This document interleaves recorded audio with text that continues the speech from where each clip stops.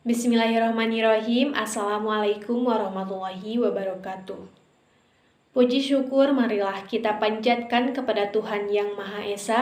Sholawat serta salam tak lupa tercurahkan kepada Nabi Muhammad Sallallahu Alaihi Wasallam. Teman-teman semua dan Bapak dosen yang saya hormati, Bapak Galing Ahmad Abdul Goni Syah MM.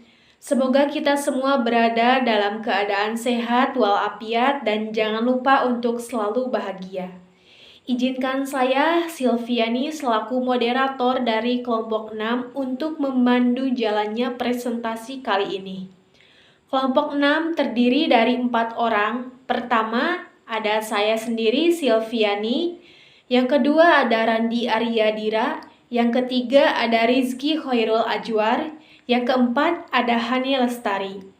Pada kesempatan hari ini, kami akan mempresentasikan esai kami yang berjudul Indeks Pembangunan Manusia. Marilah kita perhatikan dengan baik dan seksama penjelasan anggota kelompok kami yang akan dijelaskan oleh presentator pertama yaitu Randi Aryadira. Indeks Pembangunan Manusia (IPM) adalah bagaimana penduduk dapat mengakses hasil pembangunan dalam memperoleh pendapatan, kesehatan, pendidikan, dan sebagiannya. Terdapat beberapa dimensi dalam IPM yaitu umur panjang dan hidup sehat, pengetahuan, dan standar hidup layak. Pembangunan manusia merupakan salah satu indikator terciptanya pembangunan yang mampu mendorong pertumbuhan ekonomi. Selanjutnya, kondisi indeks pembangunan manusia. Peningkatan IPM tahun 2022 terjadinya di seluruh provinsi. Urutan IPM terendah masih ditepati oleh Papua dengan nilai 61,39, sedangkan urutan teratas masih ditempati oleh DKI Jakarta dengan nilai 81,65. Fenomena naik turunnya indeks pembangunan manusia setiap tahunnya ini terjadi hampir di setiap provinsi di Indonesia. Fenomena ini sangatlah memprihatinkan dan membutuhkan perhatian khusus dari pemerintah. Indahnya bangunan-bangunan di daerah perkotaan tidak menjamin akan kesejahteraan penduduknya. Selanjutnya, sebagai ukuran kualitas hidup atau IPM dibangun melalui pendekatan 3 dimensi dasar. Yang ke satu, tingkat angka harapan hidup atau kesehatan. Yang kedua, tingkat pengetahuan atau pendidikan. Yang ketiga, standar hidup layak atau ekonomi. Nah, teman-teman, di sini kami akan lebih menjelaskan tentang di bidang perekonomiannya ataupun di bidang standar hidup layak. Dikarenakan kan kita belajar tuh di matkul perekonomian Indonesia, jadi kita akan lebih menjurus ke bidang perekonomiannya. Lalu materi selanjutnya akan dijelaskan oleh Rizky Khairul Ajwar. Silakan.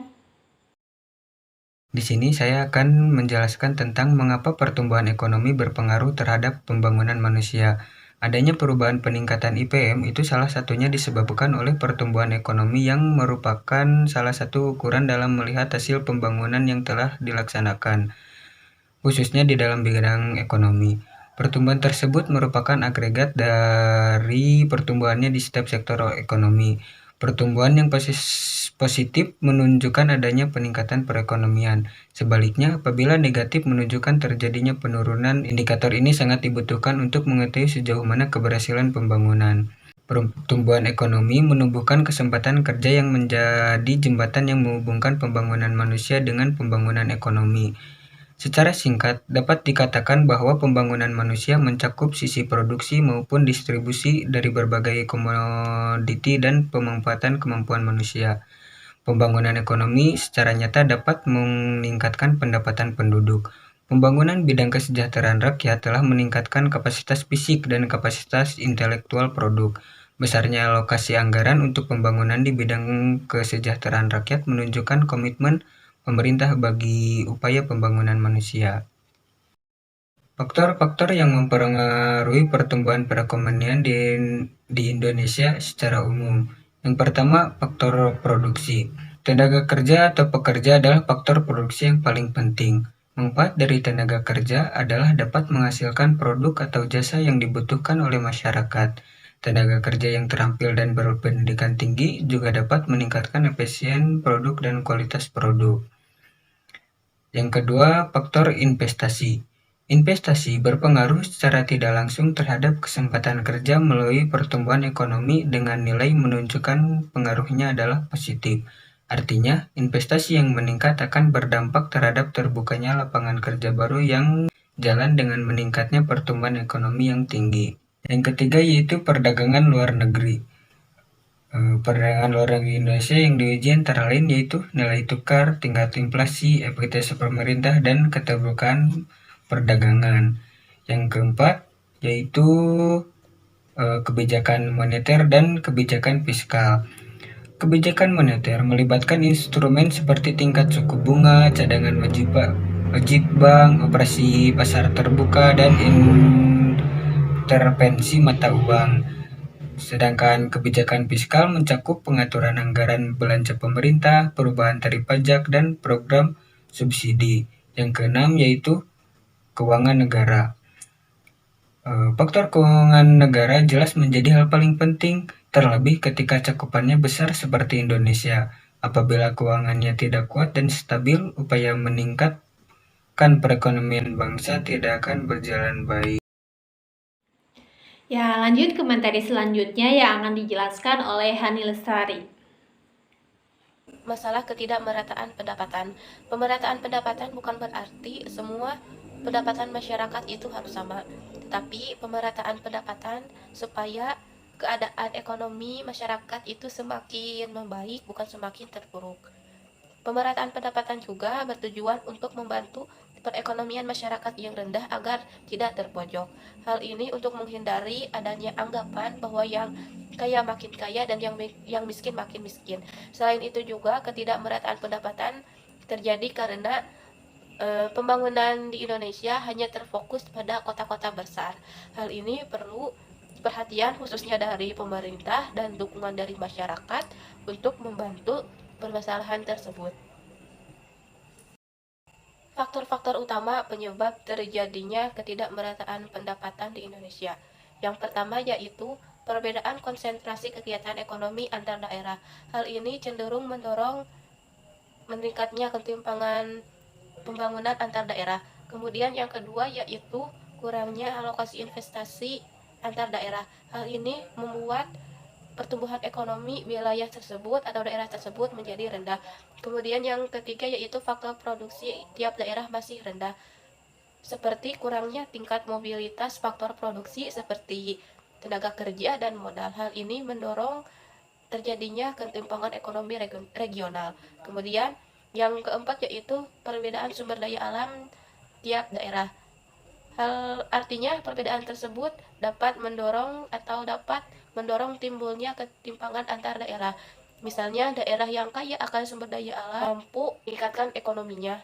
Kemudian yang kelima yaitu perbedaan kondisi demografi. Hal ini mencakup seperti tingkat pertumbuhan, struktur kependudukan, tingkat pendidikan dan kesehatan, dan tingkat tenaga kerjaan. Hal ini tentu saja dapat mempengaruhi ketimpangan antar daerah. Baik, materi selanjutnya adalah cara yang bisa dilakukan untuk mengatasi ketidakmerataan pendapatan. Yang pertama, bisa dengan memberlakukan pajak progresif ataupun kebijakan dari pemerintah kepada si pembayar pajak supaya memberikan kebijakan yang tepat ataupun yang pas. Jika untuk masyarakat yang memiliki ekonomi yang rendah, pajaknya bisa disesuaikan dengan pendapatan mereka maupun yang memiliki pendapatan yang tinggi.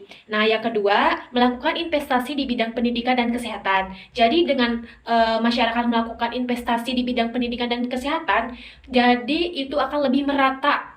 Masyarakat bisa merasakan efek dari investasi kesehatan ataupun dari investasi pendidikan tersebut bisa memberikan kesejahteraan bagi masyarakat, baik itu masyarakat yang memiliki pendapatan rendah ataupun memiliki pendapatan yang tinggi.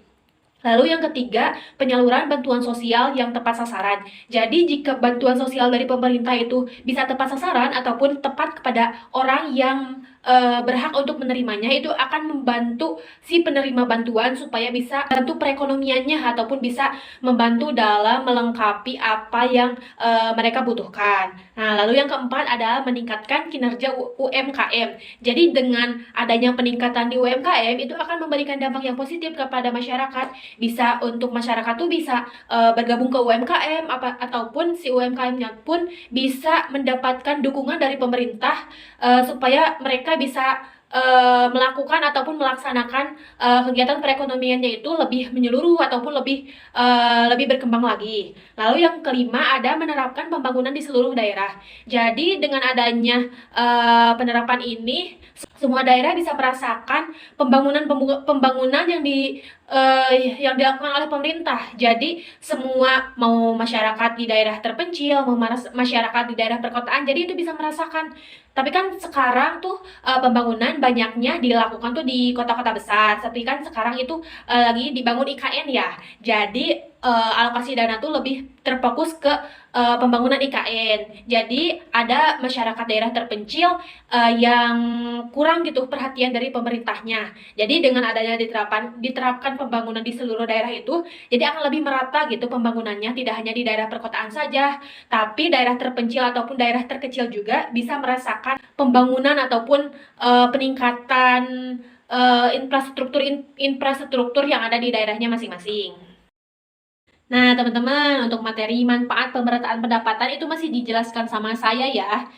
Jadi, manfaat dari pemerataan pendapatan itu, negara kita akan lebih maju, semua masyarakat yang tinggal di dalamnya akan lebih sejahtera, distribusi pendapatannya pun akan lebih adil. Jadi, semua warga masyarakatnya pun akan merasakan kesejahteraan yang ada di negara ini. Semua ini memungkinkan warga untuk menikmati standar hidup yang lebih layak, yang lebih baik dari sebelumnya. Lalu pendapatan yang merata juga bisa mengurangi masalah-masalah sosial ataupun kesenjangan sosial yang ada di negara ini.